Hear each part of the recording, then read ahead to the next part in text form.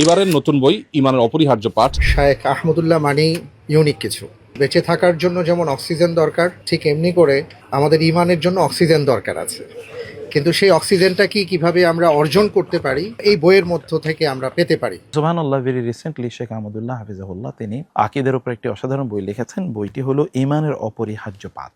আমার বিশ্বাস যদি কোনো পাঠকই বইটি পড়ে তাহলে তিনি বুঝবেন যে তার ইমানের দাবি কি, ইমান নষ্ট করে ফেলে কোন কোন জিনিসগুলো, সেগুলো এবং ইমানের যে সকল অপরিহার্য জিনিসগুলো আছে সেগুলো আপনারা সহজে বুঝতে পারবেন ইনশাআল্লাহ। আলহামদুলিল্লাহ, এই বইটি আমি অধ্যয়ন করে দেখেছি এবং এই বইটি আমরা নিজেরা পড়বো এবং এই বইটি অন্যকে আমরা পাঠের জন্য উৎসাহিত করব, অন্যদেরকে আমরা হাদিয়া দেওয়ার চেষ্টা করব।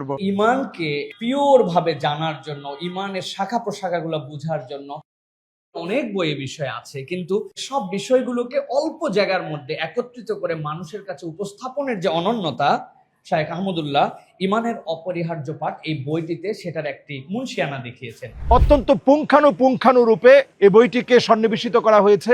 জানার জন্য, মানার জন্য, আমল করার জন্য আমরা পড়ব। আমি পড়ে দেখেছি ইমানের অপরিহার্য পাঠ। এই বইটা খুবই চমৎকার ভাবে একেবারে ঢেলে সাজানো হয়েছে। ইমান রক্ষার জন্য আমাদের কি কি করা উচিত। সবচাইতে ভালো যে দিকটা আমার লাগছে এখানে, এই বইয়ের সাথে একটা ইমান টেস্টার কয়েকটা প্রশ্ন দেওয়া হয়েছে যে আপনার ইমানটা কোন পর্যায়ে আছে। পরিমিত আকারে এই বইটা একজন মানুষের ইমানকে সুদৃঢ় করার জন্য যে বিষয়গুলো জানা অপরিহার্য অল্প কথাই নিয়ে এসেছেন, দালালিকভাবে সহজবোধ্য উপস্থাপনায় এবং সাধারণ মানুষের উপযোগী করে।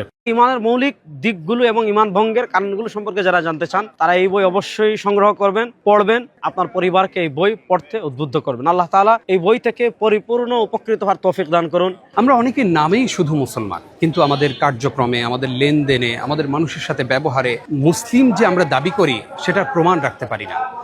ইমানের অপরিহার্য পাঠ শেখ আহমদুল্লাহ হাফিজাহুল্লাহর এক অনন্য উপহার আমাদের জন্য।